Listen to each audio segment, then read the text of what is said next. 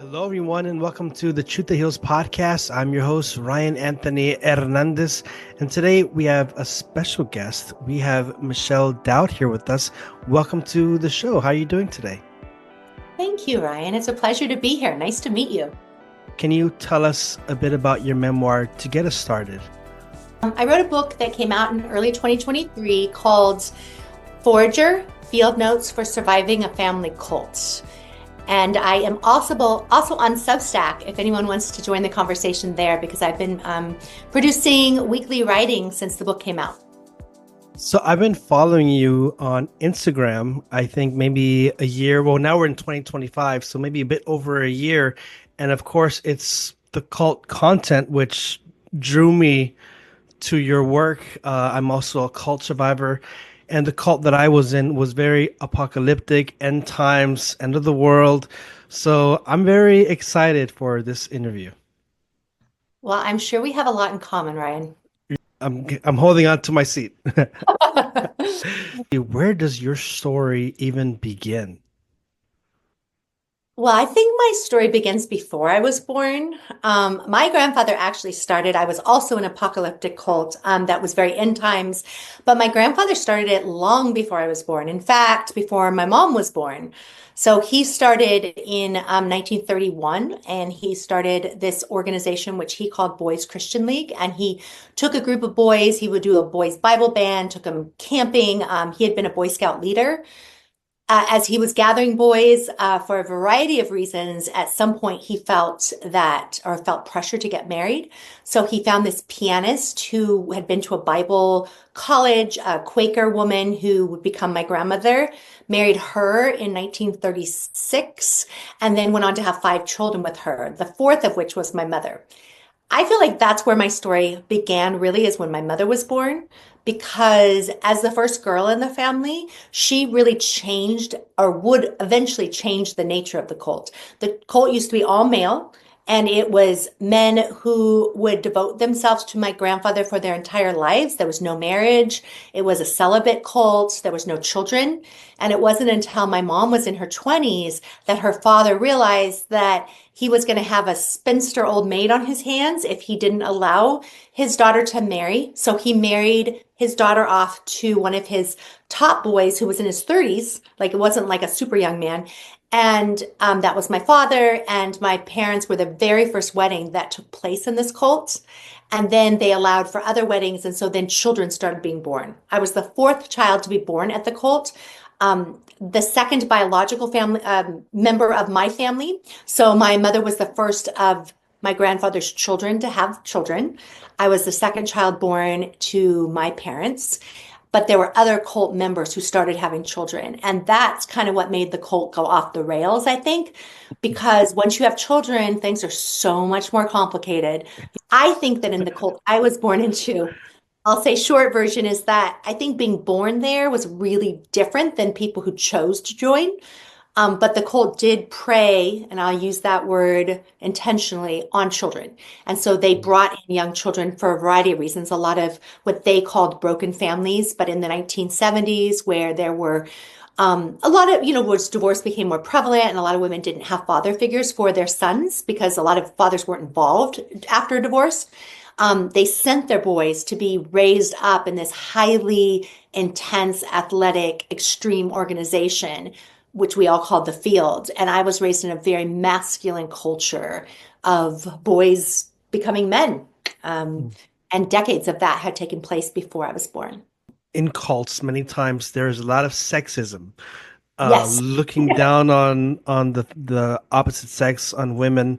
But you were also the grandchild of the founder, or I don't know, if did they have nicknames? Did they call him the leader, the They prophet, called him the leader. They mostly called him Grandpa. Everyone called him. grandpa? Okay, but he literally was your biological grandpa. Did you get any special treatment, or did they treat you like equal? I imagine this is common. It was a combination of being expected to do a lot more than everyone else. There was a lot of pressure on being good, Mm. being an example. And then probably there was the reality that it was very difficult to kick out a young woman who was the founder's granddaughter. And so I probably got special treatment in the fact that I probably would have been excommunicated much earlier had I not been the biological grandfather of the leader. But the expectations of how I was to behave, I think, were even higher than they would be of an ordinary member of the organization. We still had a lot more men, a lot more boys and men than girls and women in the organization. And so men had to fight to get married. They had to be very, very, very high up to get married. And as a girl, I wouldn't have, had I stayed, I wouldn't have had any trouble getting married because there was more boys or men. But I didn't want to get married. So there was that sort of tension too. But because I had seen the inside of my grandfather's reality, I think I was very cynical and it was much harder for me to behave because of that. So did they see you as a brat, perhaps? I don't think initially. I think I was very, very well behaved. Inside, I felt like a brat, but I knew I never argued with my mom, for example. There was no tolerance for disagreement. The punishments were very high. And growing up, I think the first time I really spoke up about anything, I was 16. So it took me a long time to voice the inner dissent. But I think I felt like I was questioning really early on and maybe would whisper it to my sister, but I didn't speak it vocally. In many cult environments, and it doesn't always have to be a cult, but when you have this extreme toxic authority, questioning is frowned upon, and you have also leaders saying that you have to beat the child and do these things to put them in check and to shut them up and make them obey. Was that part of the mentality that the parents had, that they had to beat the children? Was that ever in your cult? Yes. Mm. That was a reality in my particular family of origin. I believe I've had a lot of time to process this in the years since, but now I do believe my father was a very brutal man, but I believe that he truly believed that it was the right thing to do. Like they didn't believe that your life on earth was important. It was the afterlife that was important. And so to beat your children, to keep them in submission, to there was a lot of physical reinforcement of and excommunication and shunning and all that to make sure that you wouldn't dare ask a question out loud. And physical violence, and in my case, sexual violence was a part of my childhood. Yes. I do Uh, not think it happened to everyone. In my particular family of origin, it was uh, systemic. the field, that's what it's called. The field, is it still existent? It exists in a different form right now. My sister's in charge of the school. They say they're completely different, and I'm not going to make a case one way or the other. They never ended. So there was a huge sexual abuse scandal in the early 2000s that one of their leaders got convicted and put in prison, and but that was against boys. And in my opinion, it would never have been reported if it was against girls. I think that was considered the great sin, right? This homosexual, violation, and there was many boys involved in that who were victims. And I think after that, they started really realizing probably that they were going to get shut down if they didn't figure out a way. They didn't, to be fair, they didn't allow these boys to be abused, but they didn't have systems in place that would have prevented it.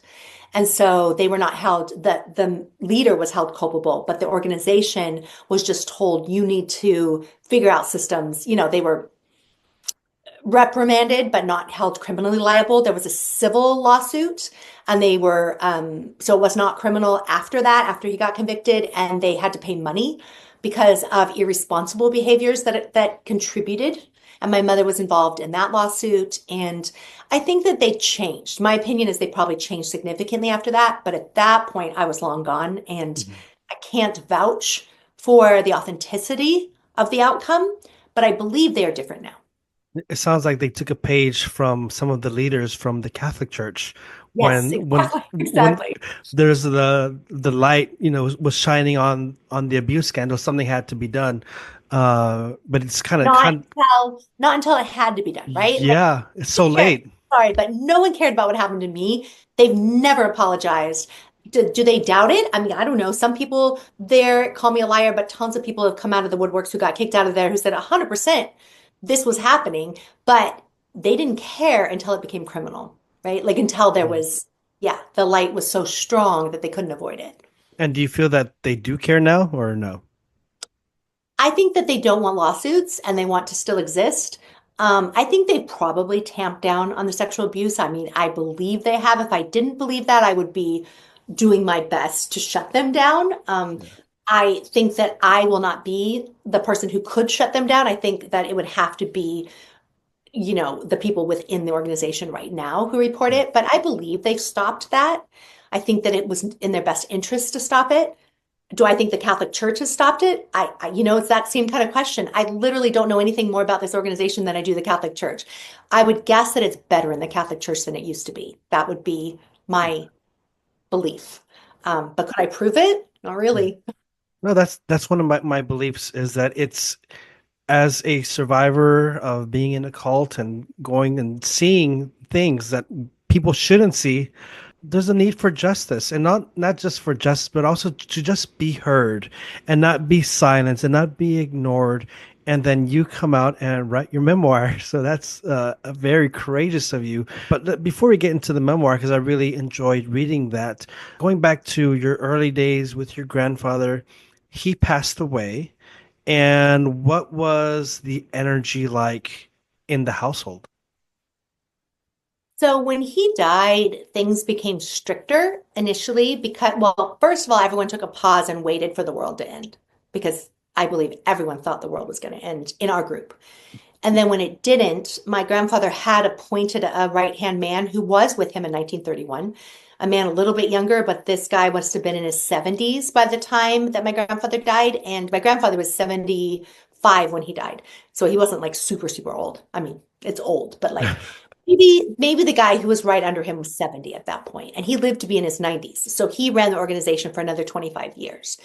And that man I had been raised with. In fact, he was there when I was born because my father wasn't. So the man who took over the organization was like the one who took care of my mom, that kind of thing. And it just became very, very strict because they didn't want it to fall apart. So then they all of a sudden started playing my grandfather's voice on like, in those days, like a cassette. And they'd have these big speakers, and he would be like, it was like they had to prove that they weren't going to backslide. And that just happened to coincide with my adolescence. And so things got extremely strict there in ways that I don't think that other decades have experienced in quite the way I did. But they were wanted to make sure, especially the leaders' kids, um, never broke a rule because they needed us to be pure. So And it was very intense. you're talking about how they would have the speakers, the cassettes of your grandfather, his talks, his lectures, or what was it? Yeah, they would play him in church. They had this pavilion, and they would like play his voice, and we'd all be like, "Oh," and like like yeah. Uh, I think they have now kind of turned against him as an idol. At the time, he was the god, but he was mean, and so now they're like, "Oh, we have nothing to do with him." I've heard that from a few sources that he's sort of outdated now. So like he as a prophet is now sort of outdated. Like they're like, "Oh, he was a prophet for a different time, but now we have a new story." But how old were you, Ryan, when you joined the cult that you were in? They were reaching out, trying to recruit me when I was 16. I'm born and raised in LA, and they invited me to some retreats over in Nebraska, and they were cool. They were great retreats, nothing crazy or wrong about it. But they would ask me, like the one of not the founder, but like one of the leaders in the American province, like, hey, like I think God's calling you, and then it becomes like, God is calling you, like you got to join. So that summer, July of 2020 of 2004, well, 21 years ago, I made the decision, well, gosh, I gotta go. I gotta join this place. So I was 16 when they started talking to me, like seriously, and July is my birthday. So that's when I decided. I turned 17, and that's when I decided, like, hey, mom, dad, I'm not coming back. And they're like, what the hell? Like, what are you what are you doing with that? You just go to a nice retreat and pray, and it was cool. But my parents are like, you still got to go come back to LA. You still got to go to finish your high school. I was still in the middle. You still got to go to college. And I said, yes, but God's calling me now, and the world is gonna freaking end. I didn't tell them that because I don't want to get them scared. But also in my mind, it's like the world is going to be ending soon. God's calling me. Like, how can I say no to God? So it was also a pressure, a manipulation that was placed on me, and I stayed there for 11 years. Wow. And where were you located? We well initially first was like the recruitment was in Nebraska. Then I went to LA to just give away. I didn't have anything to just give away my books, give away my stuff, and they sent me to Delaware, Dover, Delaware, where Joe President Joe Biden is from. And then from there, they sent me to the Philippines, where I stayed for about 7 years. So it was though altogether 4 years in Delaware and 7 years in the Philippines. Wow. I'm sorry, Ryan, because it's a lot to recover from. I don't know, obviously, your whole story, but the recovery is really difficult, I think. I mean, it's still, I think I have scars that are difficult to recover from. So Well, I I think, imagine you do too. oh, I one definitely, and one of the scars I think that was hardest for me was to rediscovering my genuine self because upon joining, you become a different person. For example, my name is Ryan Anthony. They changed my name. Now you're a new man, and it was a cool name. They called me Brother Joseph. I liked it, but at the same time, it was the old self. It's you're dead. He's dead. All of his likes, all of his dreams, that dies because you need to be. Actually, they would say you need to be like Jesus, but they would also say you need to be like the founder. You have to be a clone of the founder. So it really, upon leaving, it was hard for me to build that bridge to go back in the past and to hug my old self, spiritually, and to come back and to be who I am today. That was so difficult because they build this self-hatred, and it's almost impossible to make your own decisions because you're so used to other people making decisions. So that was one of the hardest things for me to do. First of all, thank you for sharing that. And I think it requires a great deal of reparenting, which is, I suppose, a common, like, contemporary concept. But even if it went by a different name, like, you have to reparent yourself because it was taken from you. And you're absolutely right that it is a playbook cult move to deny your individuality and make sure that it never develops. Like, it cannot continue to develop. It has to be squashed in order to become in whatever form of union with whatever group that it is that the cult, is desiring to create. And we become dead to our former selves. And in my case, I didn't have a former self, so I think that's really hard for me because there's nothing to go back to. I am a cult. Like, I feel like I'm Yeah. like I mean, it's true. Like, I don't know who I would have been. I mean, that question of what would I have been without the cult, I don't know because I was born there. Like, I never had a moment of existing in a world that allowed me to think for myself. And I've met many of my caregivers since the book came out who I don't even remember, who knew me when I was a baby or 2 or 3 years old. A couple of them left like when I was 4, and I remember them a little bit, but there was this very little attachment because we were constantly rotated in and out, raised communally, prevented from having attachment to our parents.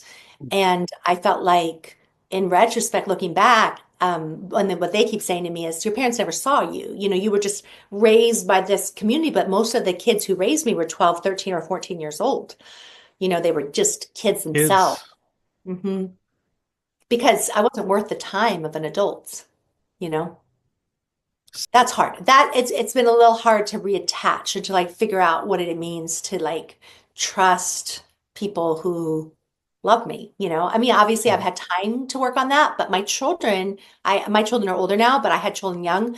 And when I was parenting my children, I was all about learning, like, how to give them the most attachment possible. So I breastfed them forever, did all that stuff. They were all very attached. And what was fascinating to me is they weren't affected by the cult because it was just this story that they kind of later heard. But, like, it just is so bizarre to me that kids could be raised in a healthy way. Like, my kids never committed any sort of self-harm. They never had DUIs. They never had, I mean, I guess I never had a DUI either, but, like, they didn't have the issues of like hurting themselves or self-questioning in the ways that I did. They were healthy. They had good love relationships. They were, and it's beautiful, but it also made me realize how much I lost not being raised with attachment. One thing I wanted to kind of dive into is because you mentioned a bit earlier that when you turned, I think 16, you said was the first time you kind of started speaking up. What was going on in your body before the words came out of your mouth? Because you, unlike your children, they're raised in a healthy environment, but you were not raised in a healthy environment and you didn't have a voice. You were looked down upon. So what did it take for those words of just questioning or speaking up? How did they come out of your mouth? To be fair, first of all, that's great former cult member question that I feel like I've never been asked before. I don't think I said a lot. I think I said very little. But what happened in my body is I fell in love with a boy who's a couple years older than me when I was 16, who I'd been raised with my whole life. And I felt like it was the first time anyone ever touched me in kindness. I had my first kiss at 16, which was completely not allowed. And I had just never received kindness to my body before. And I was anorexic and I had all sorts of other things going on. But it made me feel like what I was experiencing couldn't be wrong, even though they told me it was wrong. And I didn't tell them I had kissed someone, but like I felt like, and the truth is, I really honestly didn't have sex with him or anything. It was like the first time somebody didn't use me, that it was just like kindness. I mean, we were two lost kids, and it was the first time I could say, no, this is not a bad thing. Like they said I could never speak to him again. And I said, I want, I mean, I feel like all I could barely say, like the words that could come out of my mouth is why. That was the biggest form of question I could come up with at the time. And it was because I didn't feel that what I was doing was inherently wrong, where I had always believed them before. And now I felt like maybe they were wrong, But I mean, it's not like I got up and gave a huge speech.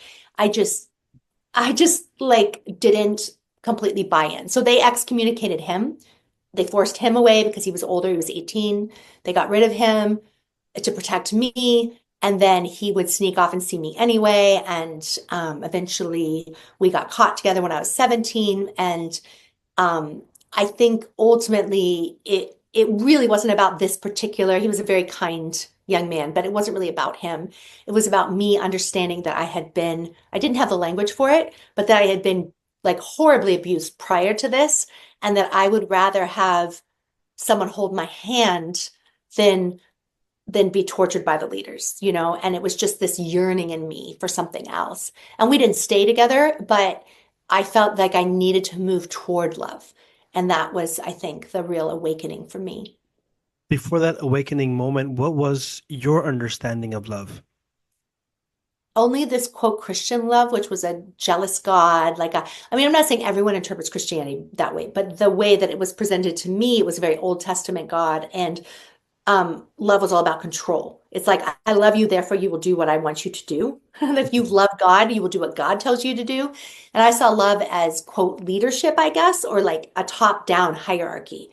And it didn't occur to me that love could be egalitarian in any way. Like that just never occurred to me because they were very big on, I mean, my parents never said I love you, like ever. So I didn't think a lot about love, but except for God's love. And then God's love was very tyrannical. Like if I love you, if you do what I want you to do. That was my interpretation from what they taught me. And they were the ones who told me what God wanted. It's not like I heard the still voice of God. It was like they said, this is what God wants. And you do it or God will stop loving you. Found very interesting right now that you mentioned that your parents never said those three words, I love you. Me, because I wasn't born in the cult. So I joined the cult. I came home and my parents, one of their, I guess, some because they had no clue what happened during my time there. I was just totally I disappeared from the face of the earth. But they noticed that I had a hard time saying I love you. I had a hard time hugging them, and it felt strange for me, just because I had lack of self-love. Because self-love is defined as pride, the sin of Satan. Being attached to family members is called lust, even though it's your family. You just Yes. like, give a hug. But how was it for you later on? Did you have difficulty ever saying those words, I love you, to someone? Yeah, absolutely. I ended up getting married not very long after I left to a different man from the cult because I didn't have any idea how to move in the outside world. I didn't know how to. I moved into dorms at 17, so I did get a full ride to college, but I was in a co-ed dorm. It scared me. So I ended up just marrying somebody I knew from the past, but I didn't know how to deal with the attention I was getting. It felt everything felt violating to me. I had never done any of the contemporary. I'd never done the activities like going to movies or going to a dance or listening to music, contemporary music. Like I didn't understand the people my age. So I married an older man and sort of thought I could avoid love. Like, and I didn't think I was in love when I got married. That wasn't important to me. It was important to me to be safe. And it wasn't until after I had all my children and like I started having all these yearnings inside of me for something different. And I stayed married, but I was really challenged, I think, to my parents couldn't say I love you. I started trying to say it to my sisters. They couldn't say it back. Like I went on, quite a journey. I started taking yoga very seriously. I became a professor very young, but I feel like I just started studying things. And it wasn't until I was well in my 30s that I said I love you for the first time to someone. So I mean, that's a long journey. It was Mhm. very difficult. I didn't understand that love could be just kindness and generosity, like just, goodwill towards somebody instead of ownership. Like I didn't want anyone to love me because that meant they would hurt me. And also it makes you feel guilty. I mean, going back to your relationship with your 16-year-old, the young boy, young man, um, the punishment. I mean, they Yeah. excommunicated him, and that's just a very sad thing, a very sad way to treat, especially in the name of religion, when you're claiming to have a loving God who's all loving but treats you like a possession. So, wow. Yeah. So love was very entangled with that sort of ownership for me. And it was very difficult to separate myself from that. And, I think even now there's some residual in terms of like, I have to take a moment sometimes to ask myself what just happened when somebody, says something that's I don't know, like that connotes, in my opinion, ownership. Like I just have so much resistance to that. Like I don't want to be owned ever again. I'm just Mm, like, yeah. yeah. So Do going you back, oh, go struggle with ahead. that, Do I? Ryan? Do you I don't get to talk to a lot of former cult members. That's not mostly who interviews me. So do you feel like it was hard for you to separate yourself from um, the sort of teachings about love that you were given in the cult? There was no love. It was all the theology of the cult that I was in was suffering.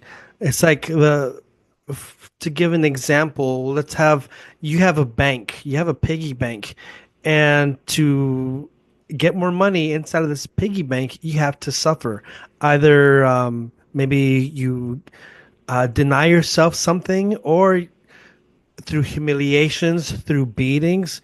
And instead of speaking up, you silently say, God, I give you the suffering. But that mentality allowed for abuse to happen.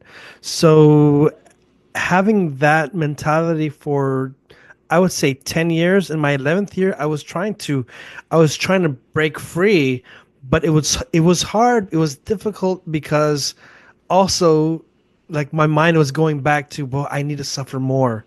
Like, I can't love myself. Like, to love myself means to suffer, to carry my cross. And God, he wants sacrifice. He wants us to be in pain. That's proof of love. So that really took me a hard time to untangle that. And I think the hardest thing for me to say to myself was, it's okay to love myself. And I think that's the most difficult, only because they would tell us that self-love is pride and the sin of Lucifer, and they'll say all these things. So that was the most difficult, is accepting that I can love myself and accepting love from other people. And it's not just carnal love. It just be a nice warm relationship, having a coffee with somebody, having a conversation. Before it was seen as that can only happen if I'm spreading the word or I'm spreading the cult. So yeah, that was extremely difficult. Otherwise, it's selfish, right? Like, Selfish. yeah, I feel like you must have heard that. I heard that so many times.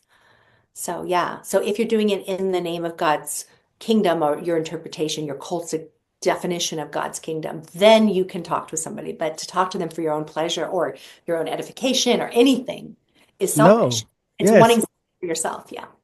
But then I started opening my eyes because I joined at 17, and by the age of 25, I remember this clearly, I started waking up and I started seeing like, hey, they're not treating me the way I treat them. I mean, if we're all equal, we're all God's children. Like, hey, like I treat you with respect, you gotta start treating me with some respect. So there came a point when I turned 28, 27, 28, where I would yell at them like, "Hey, what the hell is your problem?" Or "Get the f away from me," and they'd be, Did you "Wow." use passwords? Were you allowed to do that? No, it was right when I left.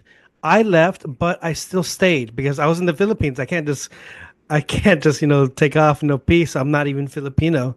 But many of them were kind because at that time there was actually kind of like in your environment where there's a change and how it morphs. In that time when I was leaving, there was a bit of a change where people didn't want to have this cult like control. They wanted to have the freedom to worship, to pray. And I respected that. And I was happy for them that they wanted to do that and not have abuse. They were open for that. But there was another side that was still wanting to have complete dependence on the original leader, on the founder.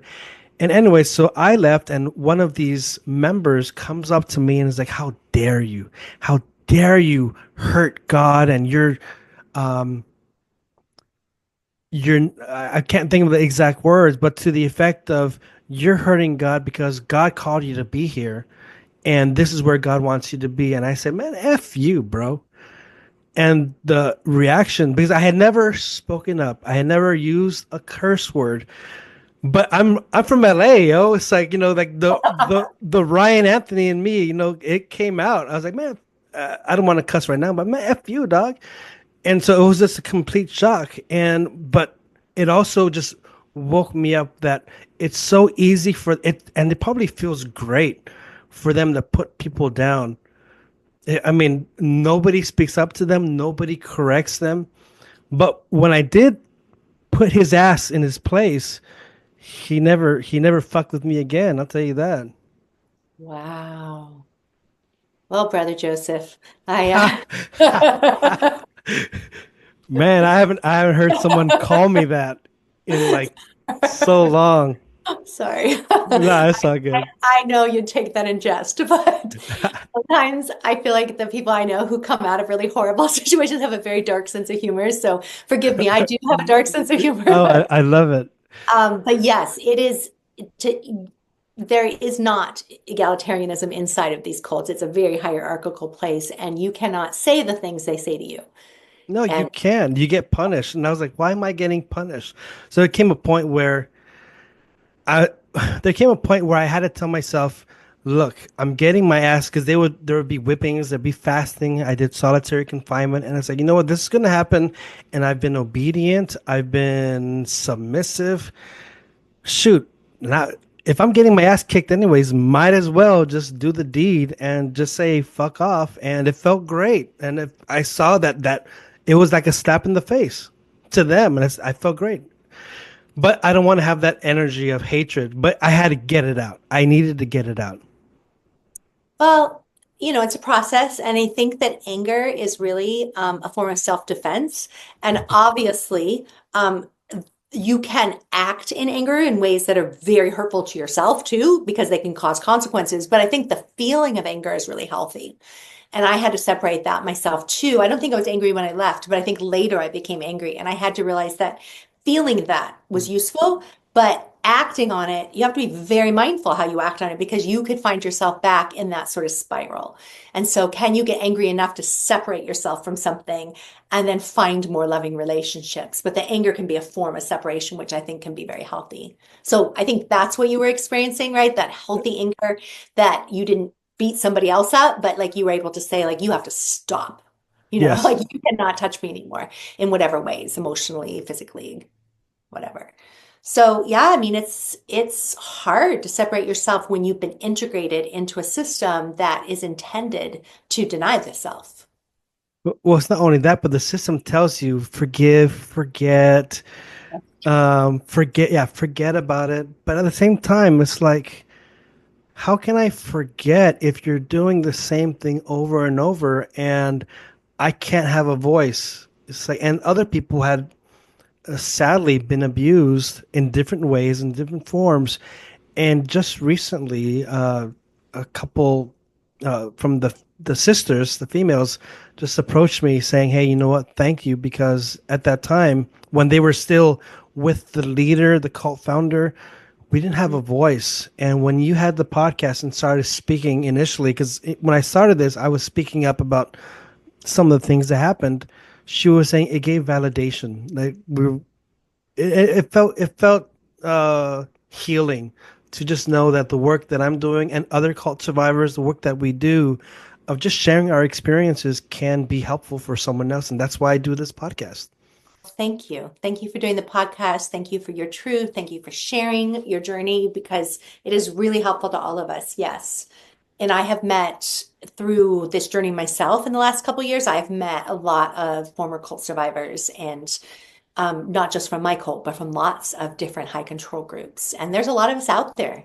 There are. There's a lot of small cults that people have never heard of that have abused people for decades, sometimes more, but generally, sometimes even just years. But like there have been a lot of people who were victims of situations to which they carry shame. And I think speaking about things helps reduce, it may not completely resolve the shame, but it reduces it.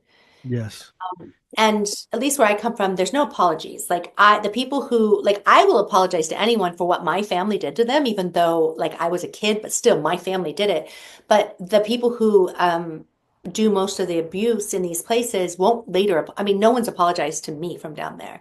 So, like, the field is an organization that still the people who raised me are still there for the most part. Some are dead, but most are there. And nobody reached out to me after the book. Zero of them who were there said, "Hey, I'm really sorry what happened to you here."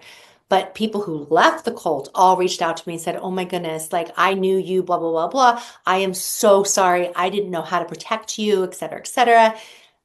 There's got to be something wrong when the people who are still there can't apologize and the people who were kicked out, who were victims themselves, can, right? So, like, that to me is indication that they haven't dealt with their own traumas if they can't apologize to me for what happened to me when I was a child. And some of them have been really brutal. I feel like a lot of it's very a sexual hierarchy in the sense that I feel like because I'm female, it's particularly Mhm. egregious to speak out. There's a young man there whose name I won't mention, but who came after me, who ended up murdering somebody, and he is forgiven in a way that I am not, because I think that even though I've never done a criminal act, nothing that nothing, I guess, but like nothing that like would be considered on the outside, like in the real world, as being problematic. I am considered a deeper sinner because I have not lived this really straight-laced life in their moral terms, and I have spoken out against them. And that's a worse crime than literally a worse crime than murdering somebody.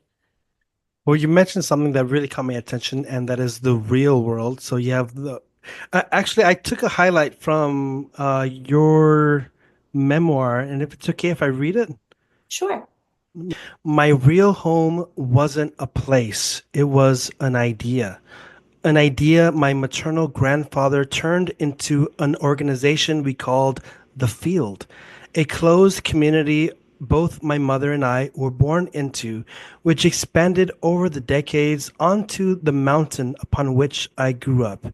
Both field and mountain were governed by Grandpa, the ruler of our world. And I'm bringing this up because just a moment ago you brought in the real world, and then you have this idea world, this uh, I don't know, delusional world. Uh, what was what was it like inside of this idea world? I mean, you've shared a bit about it, but let's go into maybe a bit of the teachings. Like they saw your grandpa as an idol. I think I heard, or maybe I've read it, where he was like a couple hundred years old or something. Was that your grandpa? Well, they said he was, right? Like he was going to live to be 500. No, he lied to the government. So, like, he later things came out that he wasn't even the age he said he was. So, I don't even know how old he really was when he died, but like he was actually younger than he said he was. So, like, it was Oh. all, and he got Social Security when he wasn't as old as, but whatever. In the world that I was raised in, that was the only world I knew, right? I mean, I knew there was an outside world, but we called them outsiders. And we were our own, we were the chosen people of God, and the outsiders were not significant other than they were heathens and infidels. And now I would call what I am in is the real world. But I mean, there's lots of, right? Like there's subcultures all over the place. Like if you're a skateboarder or you're like Yeah. in academia, like you're in Ivory Tower or whatever, there's lots of communities. But I think most healthy communities, they love their little group. Like I belong to a yoga studio and I teach there, and like we have yoga people, but we don't think that our partners or our children who aren't doing yoga are less worthy of love and attention. Like we love the people in our group, but we don't excommunicate people who don't belong to the group, right? Like there's lots of us who belong to one family and then another family. We have a friend group, we have a little texting group or whatever, but you still love other people who like Yes. don't belong to that. And I think that's the opposite of the way I was raised. There was only one group. Like there weren't, like there was one, and like you were either in or you were out. And so the world I was raised in was controlled by my grandfather. And what he said was the world, that was the world. And if he said you weren't there, you disappeared. Now, granted, you were probably alive somewhere in the world, but I never heard from you again. Like me as a girl growing up. Like people disappeared and I literally never heard from them again until last year, like or whatever. Like, it was just they were gone. And he controlled that. And he had so much power in that world. It was the only world I knew. And so I felt so weak and vulnerable inside that world, but I just didn't understand what I was feeling. I just knew, like having a voice, there's no way. Like me just asking a question, why, took me 7 years to say that. Like I couldn't say anything because, yeah, you get punished. There's so many forms of punishment. And those punishments are hard, especially when you're young, because Yes. you don't have methods of resistance yet. And I understand now in ways that I didn't how harsh those kinds of treatments are to somebody who's 3 years old or 5 years old. Like you can't, it's really hard to overcome that afterwards. And what was the belief that this cult had? I mean, I know it's apocalyptic, but like, was it going to be like an Armageddon or like an instant, or like, what was it? Well, I mean, my grandfather changed his mind all the time, but basically, the trumpet was going to sound, the second coming was going to happen, which is part of Armageddon. Depending on what day, he would use all the prophecies of Revelations. But basically, probably what was going to happen is there was going to be 1,000 years of terror reigning on the earth. And some of us were going to be left behind to battle Armageddon. And like I was trained to be a soldier in the army of God. And like he was going to rise up like Elijah. So he wouldn't be here, but some of us would be left and we'd have to fight the demons until, God like deemed that over when the blood would rise to the horses' bridles. And like it was like we had to like fight for God as on the horses of the like I mean I did ride horses as a kid, but like it was like going to be like we were going to fight like we were going to be like cockroaches that were left like kind of to save the world. It was kind of like going to be like Noah's Ark type thing where like Hmm. we were going to be the only people left on the ark and we had to like save like the world from, I don't know, it was like now that I think about it, it was like a video game or something, but I didn't know that. Like it was just so dramatic. And he would change his mind. Like he would always tell stories and he would always say, if you don't do this, and like some man is gonna take you and he's gonna chop you up in pieces and send your body, like little parts of your body to everyone who ever knew you. And like he would just always threaten extreme things were gonna happen. You mentioned cockroaches. I didn't see that as you were describing it. I see more like a knight in shining armor, kind of, and you're with on the horse, and you have your cape or something. And I was gonna ask, like, what's your favorite weapon? What weapon are you using? Oh, we were throwing rocks, man. We were like, I mean, I think the cockroach thing is like, I didn't see myself as a knight. I thought like we were going to be like the last of whatever is left to like Mhm. fight off with whatever. So I was raised on survival training too. So like what to do when you have no weapons, you have no fire, you have to create everything yourself. It was it was very confusing as a little girl because my grandfather was probably psychotic. Like, I mean, I thought what I really guess, I think sometimes he was very, very well-meaning. I think he was bipolar, probably, is what it seems to me, and that seems to be verified. I don't think he was ever diagnosed, but I think he had these extreme manias that he was delusional. And I think he believed his own delusions. I don't actually think he was trying to get money. He really didn't have very much money. I think he literally believed he was the savior of the world. That And so that's when somebody believes something, it's scarier, right? Because he really believed that. that's the thing about cults is that they're very complex, and you have a variety of different leaders with different personalities, different characteristics. But it boils down to either he or she is delusional and believes it, or they're just a good con man, a good con Yeah, person, whatever. But it sounds like your grandpa really full on believed this stuff. I think so. I do. I mean, I think he got very power hungry at the end, but even that, I think he believed it was because God ordained that. So, and most cult leaders are men. I mean, yes, you can make it gender neutral, but it is very uncommon. There have been a couple, but usually they're with a man while they're doing it. So they're really like the sidekick of a man. Um, Cult leaders, it's kind of a masculine profession. Yeah. Well, did you expect, or were you waiting, like, by your window for Grandpa to come out from the grave? And Oh, yeah, did you definitely. really? Oh, yeah. Yes, I really did. You know, yeah, I believed it because that was the only thing I had to believe. I didn't know. Yeah, Mhm. and that's what they taught me. So it was a harsh way to I guess learn that it's sort of I mean, I'm not saying it's the same thing, but a parallel. It's like if you believe in Santa and you're waiting for the reindeer and you're waiting for the chimney and at some point you might not fully see how that's possible, but you still need to believe. I feel like I started getting older and I still needed to believe because I had nothing else to believe in. So, yeah. Well, something that you mentioned just a while ago was survival. You're in this cult, but you're on the mountain or the field, or I'm not sure where you were at.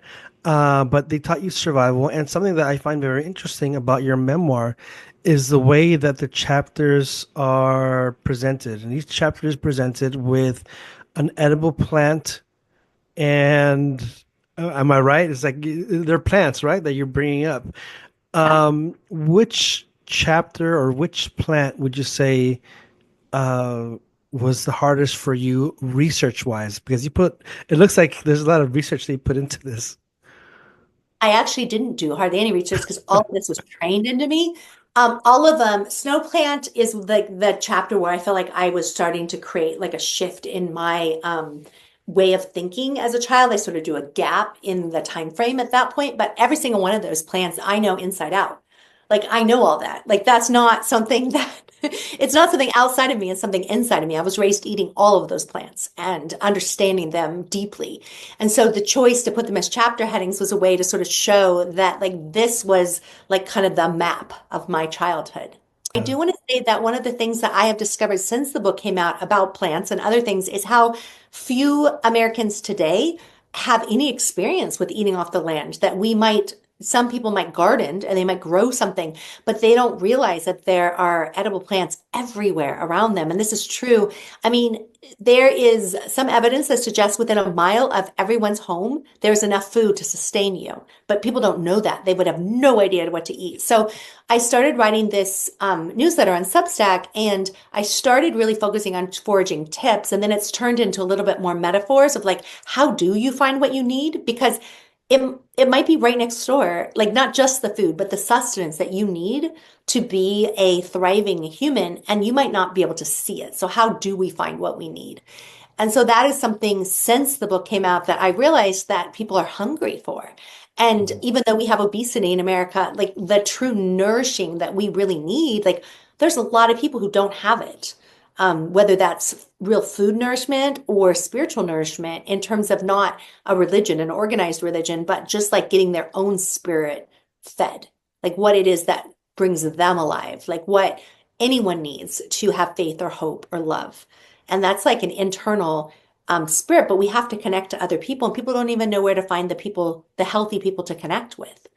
So that's why I am, writing a new weekly newsletter, but I'm also working on another book, and I'm also really talking to people who come out of high control groups or systems that attempted on some level to destroy their light, their inner spirit, because it wasn't useful to whatever group, and what it means to heal that and bring yourself back alive so that you can give to whatever community you choose to belong to after that. And we can't just isolate ourselves for the rest of our life because we've been hurt, right?